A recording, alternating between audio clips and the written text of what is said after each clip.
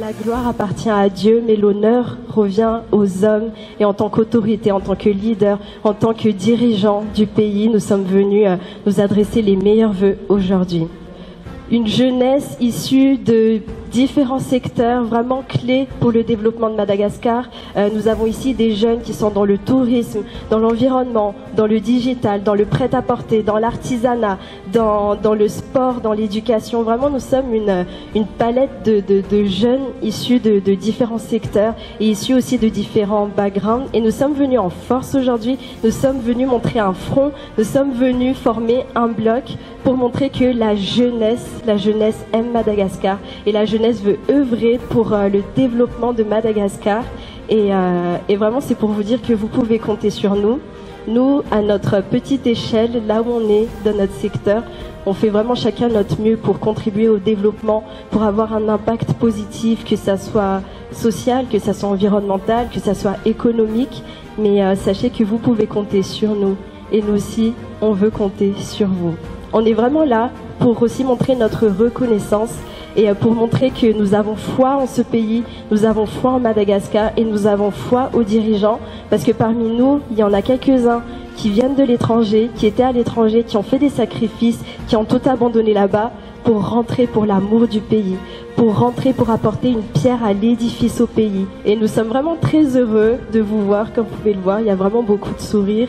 Et nous, notre souhait, ce qu'on vous souhaite pour cette année 2025, c'est avant tout la santé, parce qu'aucune richesse, aucun or ni argent ne peut valoriser la santé. Donc vraiment, on vous souhaite la santé. On proclame les bénédictions de Dieu sur vous, sur votre couple, sur votre famille, sur vos enfants, mais surtout aussi sur le pays, sur cette nation, sur tout votre gouvernement, sur les dirigeants, et que vraiment que cette année puisse être marquée par une forte collaboration entre la jeunesse et Madagascar.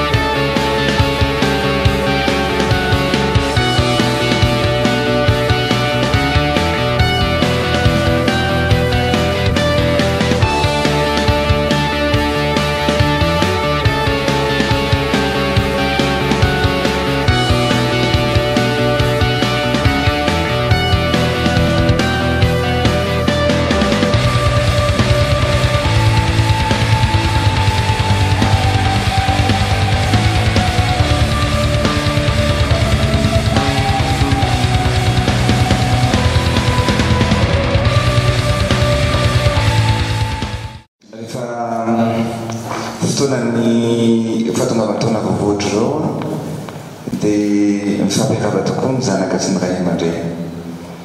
Be lehibe ny olona tonga teto mifandimby ny institution, ny olom-boafidy, ny olom-boatendry, ny ray aman-dreny ara-panahy, ro ampitondra fitarika fivavahana maro isan-karazany.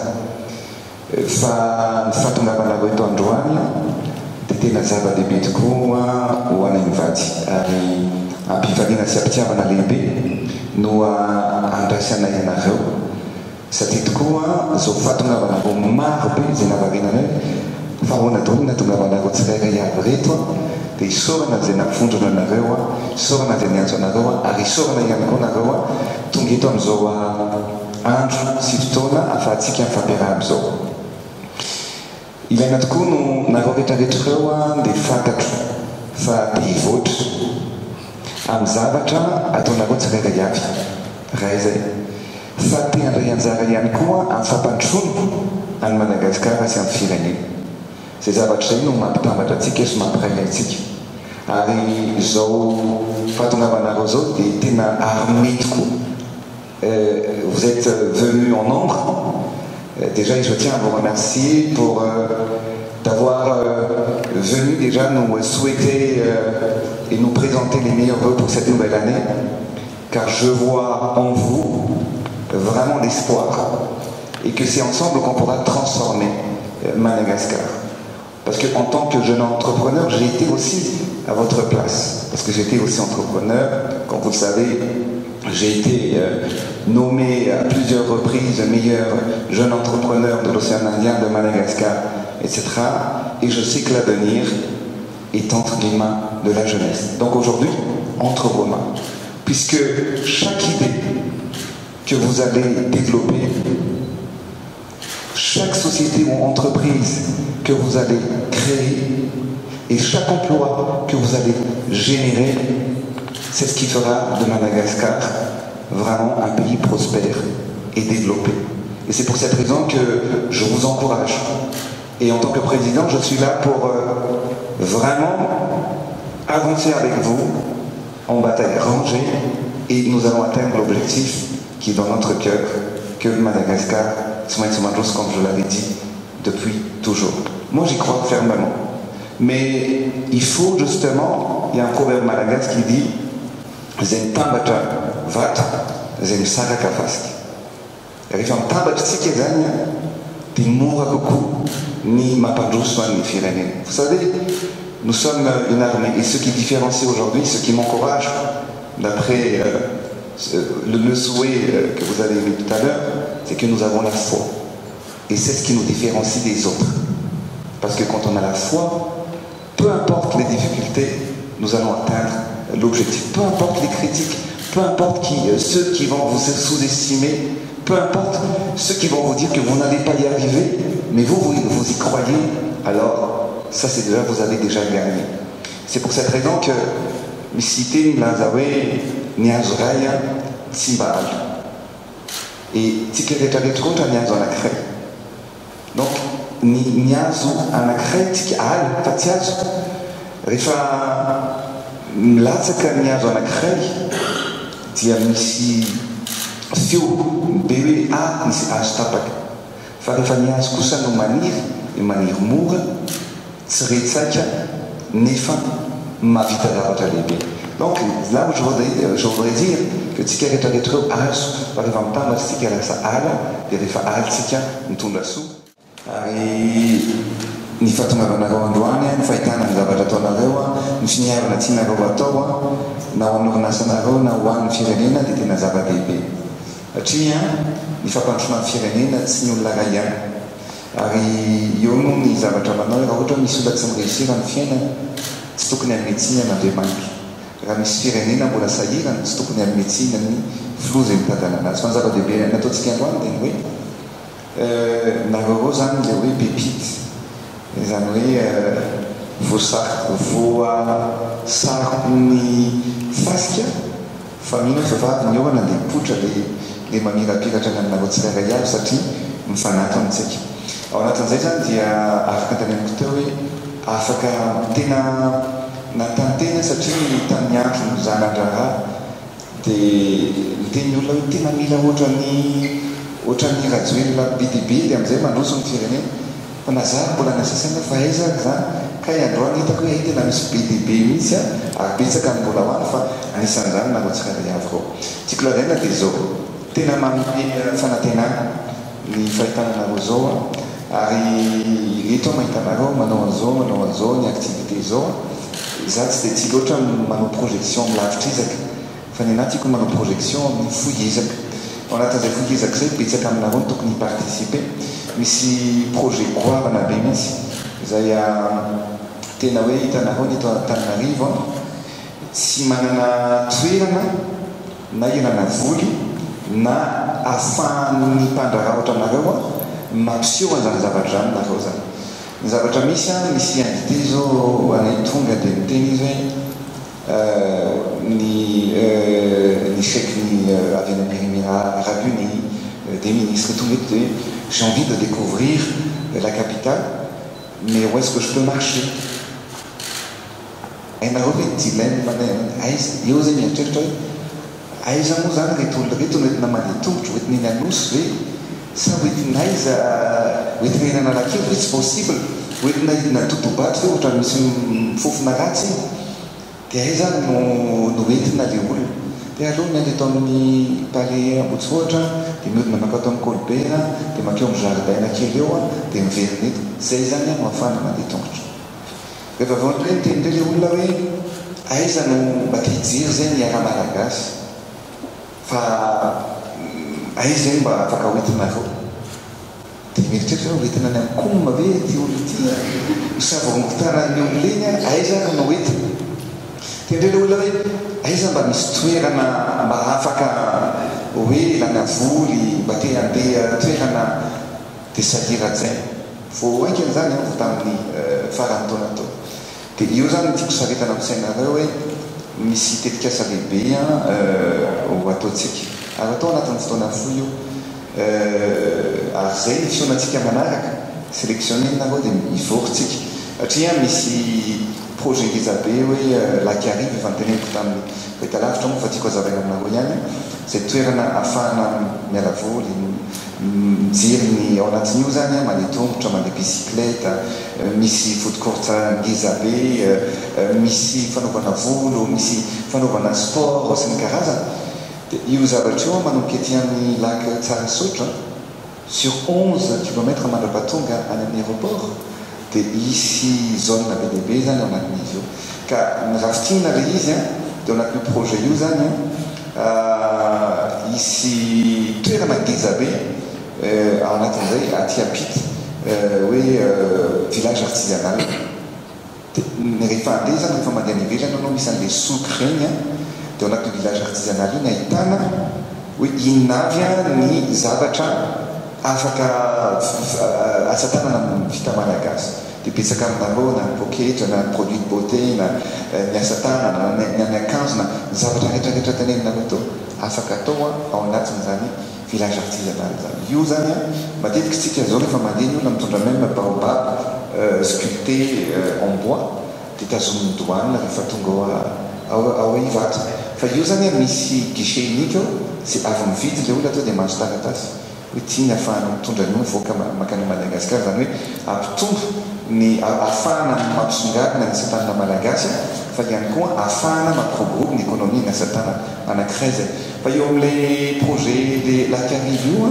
eo amin'io lac Ivato io misy 320 hectares raha tianareo fantatra ny eo anosy 16 hectares donc aleo an-tsaina amin'izay zany différent dia isy bateau restaurant isy restaurant isy activité nautique isy zavatra be lehibe ary zay ny ilaiko anareo satria mila mpandrahara anao an'le activité nous sommes là pour servir on ne veut pas faire à la place des autres donc nous sommes là pour vous encourager reto ny projet izy any afaka manao an'io pa be lehibe isy restaurant hitako nareo be lehibe eo misehatra anatin'ny restaurant isy restaurant be lehibe eo isy fotokosa ngizabe eo isy restaurant maro be spécialisation BDB dia nareo no prioriseko satria te hiasa amin'ny mpandrahara tanora ao anatin'izany misy box BDB eo zany tokony ho géré ao anatin'io toerana io rehefa nanao ny hoe ny fity ny association fity mivadika Tombojatovo dia teo vao mainka nahitana hoe tena tsy amin'ny distraction que les camarades. Vous vous rendez compte, il y avait eu 10 000 à 12 000 personnes par jour nous tonga Tombojatovo.